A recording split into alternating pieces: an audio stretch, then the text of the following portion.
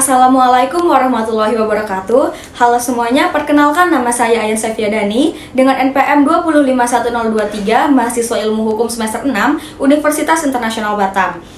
Jadi tujuan video ini dibuat yaitu untuk memenuhi nilai UTS mata kuliah Hukum Kepailitan yang diampu oleh Bapak Dr. Florianus Yudi Priyo Amboro SHM Hum. Jadi di sini saya akan menjelaskan mengenai hasil analisis saya dari putusan perkara Pailit nomor 22 garing PDT Sus Pailit garing 2019 garing PN Niaga Jakarta Pusat. Baik, sebelum masuk ke dalam penjelasan terkait analisis, yang pertama saya akan menjelaskan dulu para pihak yang terdiri dari pemohon Pailit dan juga termohon Pailit dalam perkara tersebut. Nah, yang pertama ini ada pemohon Pailit, yaitu Bapak Sigit Sudarsono yang beralamat di Perum 1 IK Permai Blok C13, RT 003, RW 009, Jatiluhur, Jati Asih, Kota Bekasi. Yang dimana dalam hal ini memberi kuasa kepada Bapak Irsyad Santoso SH atas nama Ferry Nur Hastoro SHMH, CMSE, selaku advokat dan konsultan hukum pada IS and Partner. Nah, yang dimana beralamat di Jalan Kadipaten Lor nomor 21 Keraton Yogyakarta berdasarkan surat kuasa khusus tanggal 20 Maret 2019. Kemudian, termohon Pailit pada perkara tersebut yaitu yang pertama ada CV Anugrah Semata.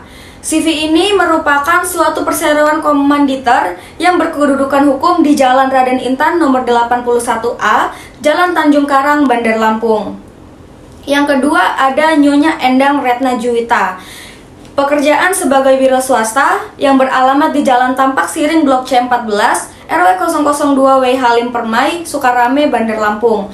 Dan yang ketiga ada Nyonya Budi Harti SE dengan pekerjaan wira swasta yang beralamat di Jalan Tampak Siring Blok C14, RW 002 W Halim Permai, Sukarame, Bandar Lampung.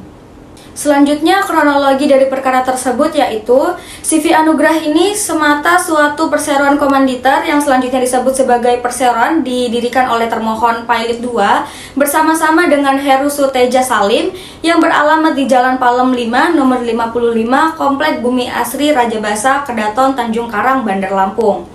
Yang berdasarkan akta pendirian nomor 22 tanggal 9 Mei 1997, Akta 22/1997 yang dibuat di hadapan Imran Ma'ruf sebagai notaris di Kota Bandar Lampung. Kemudian termohon Pailit 2 ini bertindak sebagai direktur, sedangkan Heru Suteja Salim bertindak sebagai wakil direktur. Bahwa perseroan berdasarkan Akta nomor 24 tanggal 29 Maret 2000 yang dibuat di hadapan Imran Ma'ruf selaku notaris di Kota Bandar Lampung mengenai masuk sebagai pengurus, keluar dari perseroan dan perubahan anggaran dasar terhitung sejak tanggal 1 April tahun 2000. Nah, selanjutnya itu termohon Pailit 3 masuk sebagai persero pengurus dan Heru Suteja Salim keluar sebagai persero pengurus. Bahwa berdasarkan Akta nomor 24 tahun 2000 tersebut di atas, maka permohonan Pailit ini ditujukan kepada termohon Pailit 1, 2, dan juga 3 pada tanggal 13 Maret 2016. Nah, pemohon Pailit yang dalam hal ini diwakili oleh termohon Pailit 2 yang menandatangani surat pengakuan hutang kepada pemohon Pailit atau Tuan Sigit Sudarsono yang beralamat di Perum 1 IK Permai Blok C13, RT 003, RW 009 Jatiluhur, Jati Asih, Kota Bekasi sebesar 2 miliar rupiah dengan jangka waktu sampai dengan tanggal 25 September 2018 dengan ketentuan pembayaran bunga yang akan dibayarkan setelah hutang pokok terlunasi. Lalu bahwa hutang adalah guna membantu cash flow di termohon Pailit 1, namun sampai saat ini baik termohon Pailit 1, 2, dan 3 tidak dapat memenuhi kewajiban pembayaran yang sudah jatuh tempo dan dapat ditagih kepada pemohon Pailit. Selanjutnya, putusan pengadilan dari perkara tersebut yaitu menolak permohonan pemohon untuk seluruhnya serta menghukum pemohon untuk membayar biaya perkara yang timbul dan ditaksir sebesar Rp2.486.000. Nah, berdasarkan perkara yang telah saya pilih dan saya bacakan tadi, saya akan menjelaskan analisis yang telah saya lakukan, yaitu hasil putusan yang telah diberikan oleh majelis hakim terkait dengan perkara, yakni berupa penolakan yang diajukan oleh pemohon. Putusan ini mempertimbangkan pasal 2 ayat 1 Jungto, pasal 8 ayat 4 Undang-Undang Nomor 37 Tahun 2004 tentang Kepailitan. yang dimana dalam persidangan ini termohon 2 serta termohon 3 ini tidak dapat membuktikan terkait dengan adanya 2 atau lebih kreditor dalam perkara ini, sehingga tidak memenuhi sesuai dengan yang telah diatur dalam undang-undang. Nah, dalam perkara ini juga dapat kita lihat beberapa prinsip yang mendasari kepailitan. Prinsip yang muncul dalam perkara ini yaitu yang pertama ada prinsip hutang. Prinsip hutang ini sendiri mengatakan bahwa utang merupakan esensi adanya kepailitan. Prinsip ini dapat kita lihat dalam perkara yang dimana termohon 2 yang mewakili termohon 1 mempunyai hutang kepada pemohon yakni sebesar 2 miliar rupiah. Serta selain itu juga dapat kita lihat adanya hutang kepada pemohon yang berdasarkan pada surat pernyataan pengakuan hutang yang mendalilkan bahwa termohon 2 ini memiliki hutang kepada kreditor lain yakni Fajar Mukti Kuncoro sebesar 350 juta rupiah. Lalu yang kedua ini ada prinsip structure creditor.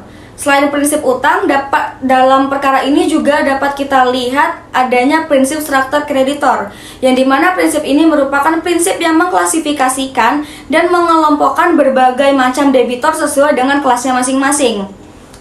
Nah, hal ini dapat kita lihat dari adanya kreditor lain selain pemohon pailit.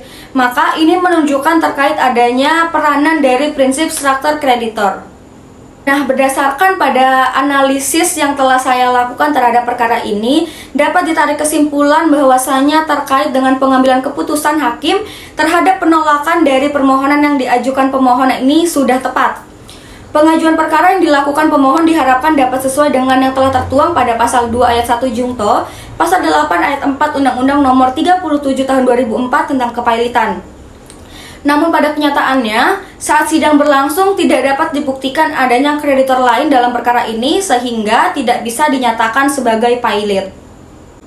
Baiklah, itu tadi merupakan video analisis dari saya tentang perkara pailit nomor 22 garing PDT Sus pailit garing 2019 garing PN Niaga Jakarta Pusat. Sekian dari saya, mohon maaf apabila masih ada kekurangan dan terima kasih karena telah menyaksikan video ini.